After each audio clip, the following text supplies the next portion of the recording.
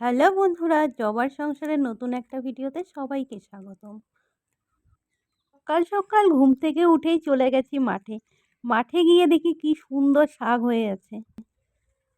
দেখেই তুলতে ইচ্ছে করলো, তাই অনেকগুলো শাক তুলে নিয়ে চলে এলাম বাড়িতে। তো কি, আমাদের গ্রামে কোনো কিছুই কিনে কিনে আনতে হয় না বাজার থেকে, সব কিছুই মাঠের মধ্যে পাওয়া যায়। শাকগুলো এত সুন্দর হয়েছে, কি বলবো, বাড়ি আসতে ইচ্ছে করছিল, মনে হচ্ছিল শুধু তুলি আর তুলি।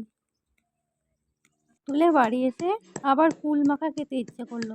তারপর ঝটপট কতগুলো গাছ থেকে কুল পেড়ে বসে পড়লাম কুল মাখার জন্য। কুলগুলো যদিও সেরকম পাকেনি, তবুও খেতে খুব একটা খারাপ নয়, যথেষ্ট ভালো খেতে। যে আমার বান্ধবী ললিতা আমার সাথেও কুল মাখা খেতে বসে পড়েছে।